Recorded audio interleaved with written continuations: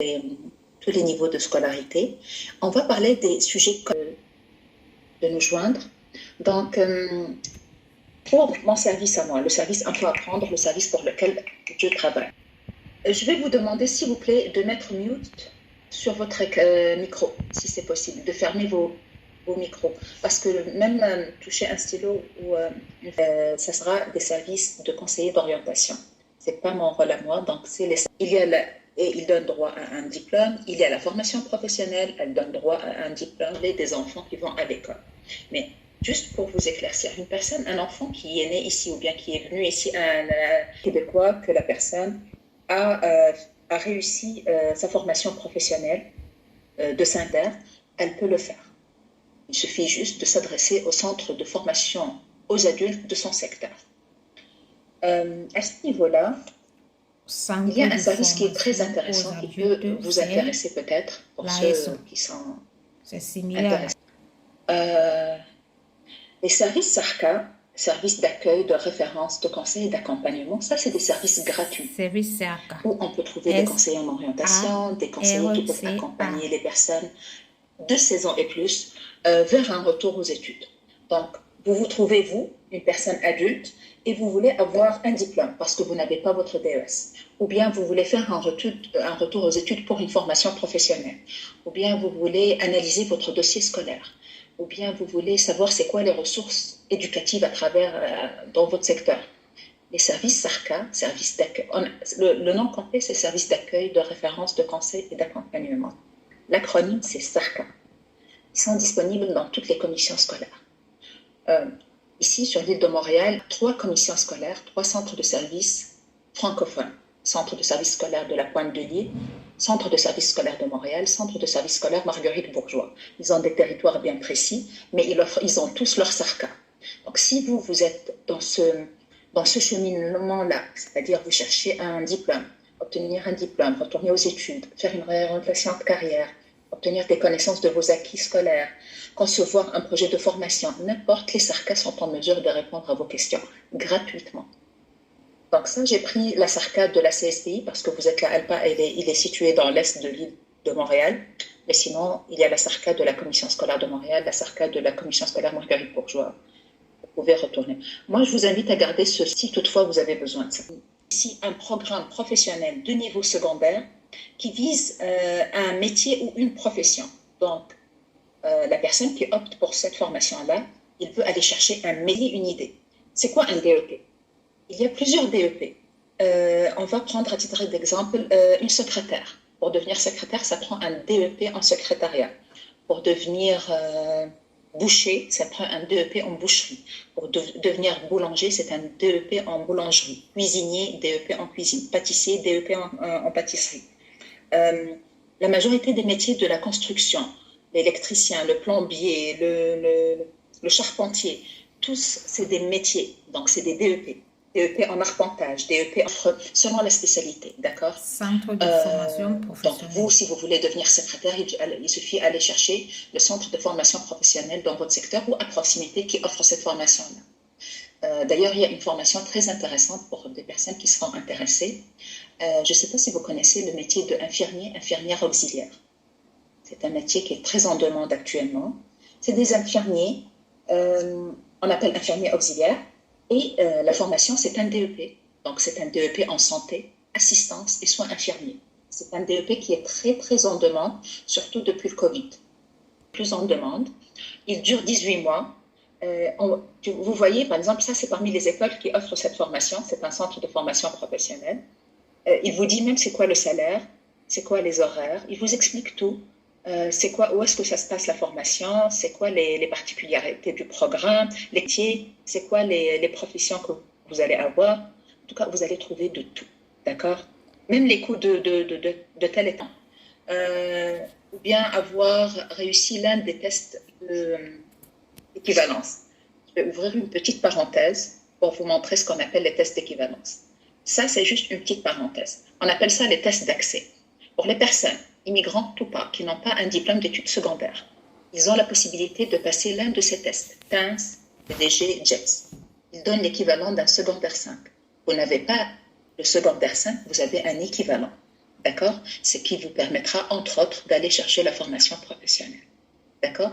Pour ceux qui sont intéressés par ces tests-là, vous pouvez m'écrire par la suite parce que c'est très détaillé pour ne pas empiéter sur le temps de la formation. D'accord? Les tests d'accès, ils donnent droit à professionnel. C'est un site très intéressant. Je vais l'ouvrir ici.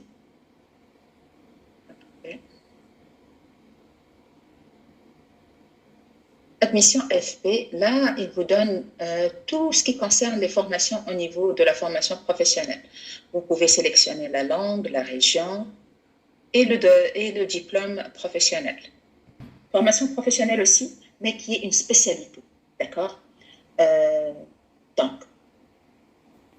ça se passe dans un centre de formation professionnelle, sauf que c'est une spécialité, donc ce n'est pas une formation générale. Et elle est destinée pour les personnes qui veulent se spécialiser dans tel et tel domaine. Je donne un exemple. Je suis secrétaire. Ça fait des années que je suis secrétaire.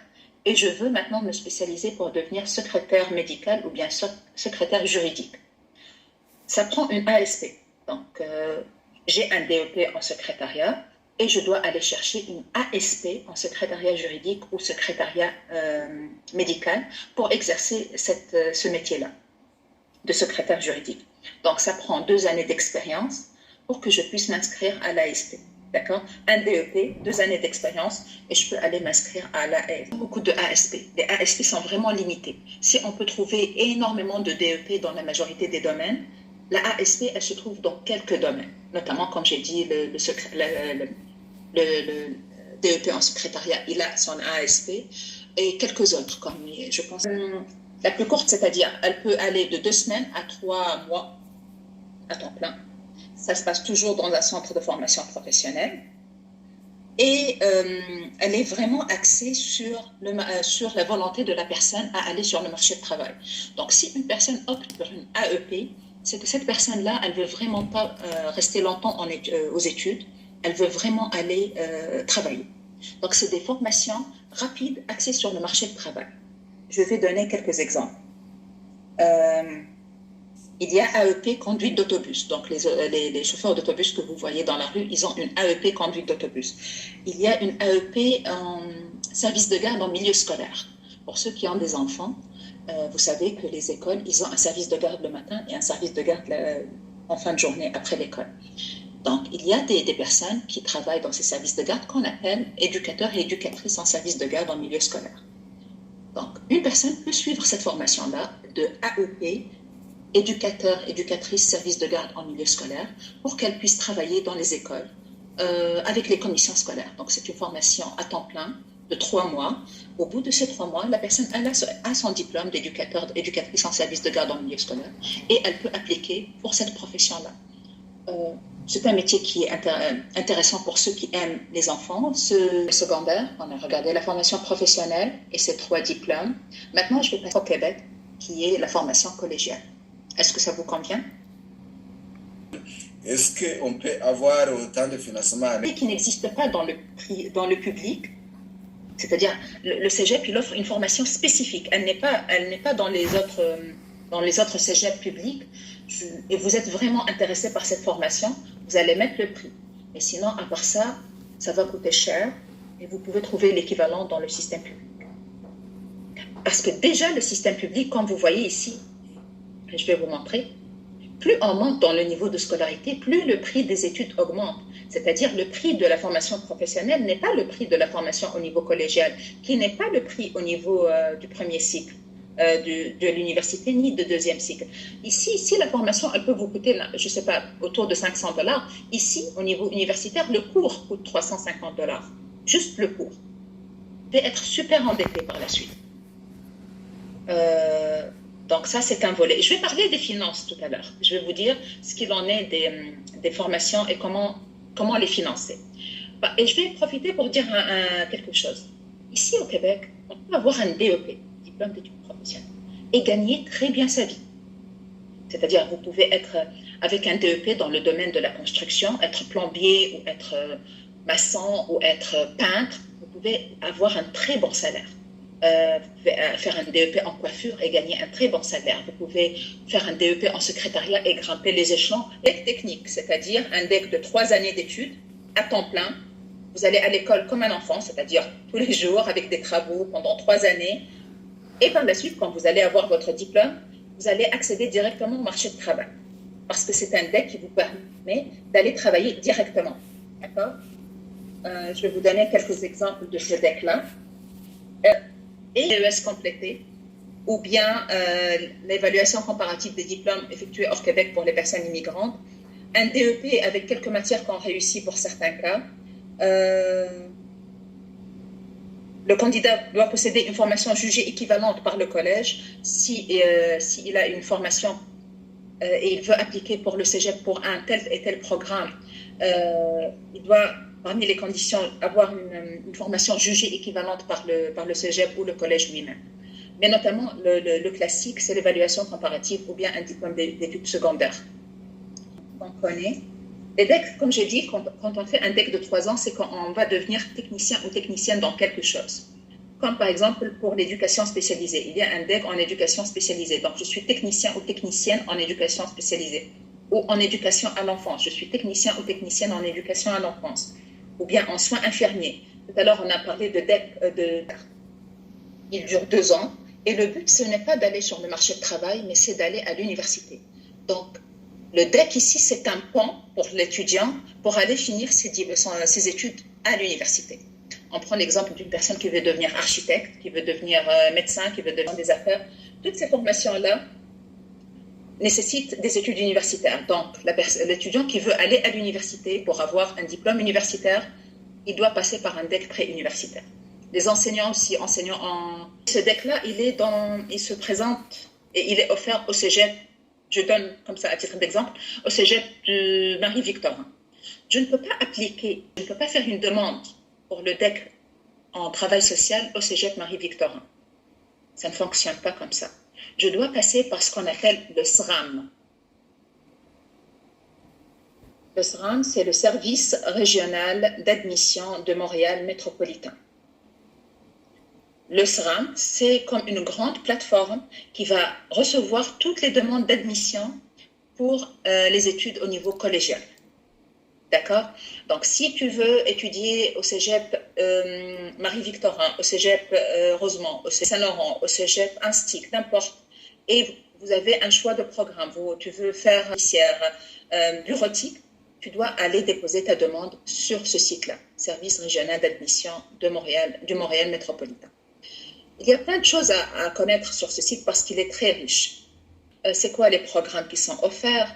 Et il y a aussi les dates, et il y a plein de trucs qu'il faut retenir. Donc, comme je dis, au cégep Marie-Victorin. La première chose, je ne peux pas appliquer directement au cégep, je dois passer par le site du SRAM. J'applique via le SRAM. Il y a, premièrement, des dates importantes à respecter, comme l'admission régulière pour la session de septembre 2023, c'est le 1er mars qui s'en vient. Le 1er mars à minuit, c'est le dernier délai pour déposer sa demande avant le 1er novembre pour la session d'hiver. Donc, pour la session d'automne, c'est avant le 1er mars. Pour la session d'automne, c'est avant le 1er novembre. Ça, c'est sur ici, par exemple, voir ce que c'est les DEC, ce que c'est une AEC. Je vais parler de ça après. Vous pouvez explorer ce site. Il y a plein d'informations. Faire une demande d'admission, comment ça fonctionne. En tout cas, sur le site de SRAM, c'est un site très riche. Il y a de tout. Il peut vous expliquer même c'est quoi un DEC, c'est quoi le choix de cégep. Et aussi, il y a les programmes contingentés. Donc, il faut s'assurer des programmes contingentés. Donc, ça, c'est pour les cégeps. Et pour la formation technique régulière. C'est-à-dire ici, on est dans la formation régulière, que ce soit formation technique ou formation pré-universitaire. Je vais vous expliquer ça maintenant. OK. La AEC, donc c'est une attestation d'études collégiales. De 1, elle est plus courte que le DEC régulier. Donc, elle dure maximum 2 ans. Ça se passe dans un cégep ou dans un collège, comme l'autre. Elle a des avantages. Elle est plus flexible. On peut la voir à temps plein ou à temps partiel, en ligne ou en mode hybride, ou en présentiel, c'est-à-dire elle peut être complètement en ligne, elle peut être en mode hybride présentiel et en ligne, ou bien il y en a certains qui sont en présentiel. Elle est plus allégée, comme je vous ai dit, maximum 2 années. Et ce qui est très important, contrairement à la formation régulière, qui est éducation physique, philosophie, qu'on appelle les matières d'ordre général. On va se concentrer sur la formation technique. C'est-à-dire, si moi je veux faire une AEC en technique d'éducation à l'enfance ou bien en technique de comptabilité, je vais me concentrer uniquement sur les matières techniques relatives à l'éducation à l'enfance ou bien à la comptabilité ou à ce qui concerne le programme lui-même, d'accord? On ne va pas s'étaler sur les autres matières qu'on appelle d'ordre général, d'accord? Ce qu'il faut savoir aussi, c'est que pour une même formation, par exemple, il travaille sur technique d'éducation à l'enfance, on peut trouver un DEC et une AEC. Donc moi, seulement, j'ai un DEC en technique d'éducation à l'enfance. Une autre personne, elle a une AEC en technique d'éducation à l'enfance. Vous allez dire, c'est quoi la différence? La différence, c'est que une, elle a un DEC, donc la formation, elle est régulière. Le salaire, il est plus élevé parce que le DEC, il entre dans la formation régulière, donc il est très connu. Et la personne a fait la formation dans sa globalité. Alors que la formation d'AEC, c'est sûr que la personne ne va pas toucher le même salaire, il n'est pas reconnu comme le DEC. Comme j'ai dit, ça entre dans la formation continue. Mais ça peut intéresser et ça peut être intéressant pour les personnes qui sont veulent pas, qui sont en emploi, par exemple. Moi, je suis en emploi, je veux pas quitter mon emploi pour aller chercher une formation autre. Je veux garder mon emploi, mais aller chercher une AEC. Par exemple, j'ai un DEP en secrétariat. Ça fait des années que je travaille en tant que secrétaire dans une entreprise. Maintenant, je veux progresser professionnellement. Comme je vous ai dit, ça c'est juste un exemple. Je veux progresser professionnellement, je veux aller vers les ressources humaines. Ok, parfait. Il y a une AEC qu'on appelle agent de support à la gestion de ressources humaines. Donc, c'est une formation au niveau de collège qui concerne les ressources humaines. Donc, je peux aller la faire tout en gardant mon emploi parce qu'il est possible qu'elle soit donnée en mode hybride, en ligne et établissement ou complètement en ligne. Donc, ça va m'arranger. À la fin de ce diplôme-là, je vais avoir un diplôme qui est d'un niveau plus élevé, collégial, et je vais avoir une autre spécialité qui est les ressources humaines. Donc, c'est très intéressant pour moi et mon salaire, bien sûr, va augmenter. Donc, ça, c'est concernant les AEC. Comme je vous ai dit, il y a plusieurs AEC. Je peux vous en donner quelques exemples. Attendez-moi juste un moment. Donc, il y a des AEC en technique juridique, il y a des AEC en réseautique et santé informatique. Maintenant, depuis le Covid, il y a beaucoup de AEC en technologie de l'information, programmation, développement web, intelligence artificielle, plein de choses. Ok, je retourne. Il y a une AEC en gestion comptable et financière, gestion de l'approvisionnement, inspection de bâtiments, technique de l'éducation à l'enfance, technique d'éducation spécialisée. La majorité des pays ont la formation universitaire. Donc ici au Québec, on a un premier cycle, un deuxième cycle et un troisième cycle. Généralement, ça ressemble à ce qu'on a aussi dans nos pays d'origine. Au niveau du premier cycle, ici au Québec, il y a plusieurs diplômes. On va commencer par ce qu'on appelle un bac et 3 certificats, ce qui donne 90 crédits, et j'ai ce qu'on appelle un baccalauréat. D'accord? Bien sûr, ça reste un choix pour les personnes qui veulent cumuler 3 certificats. Le travail, qui est une discipline reliée aux ressources humaines. Parfait. J'ai terminé ces 3 certificats, j'ai la possibilité de demander un baccalauréat par cumul. Parce que j'ai fait 3 certificats connexes et j'ai le droit de demander cette formule-là de baccalauréat par cumul. Je vous donne un autre exemple. J'ai fait un certificat en intervention en dépendance, un autre certificat en psycho-éducative et un autre certificat en santé communautaire. Il y a un lien entre ces 3 certificats, donc je peux demander un baccalauréat par cumul. Le plus important, que ça fasse 80 crédits. Donc, comme j'ai dit, majeur plus certificat ou 3 certificats, ça donne un baccalauréat par cumul. Mais ça reste un choix. Un seul certificat parfois suffit. Là, on passe aux 2 formations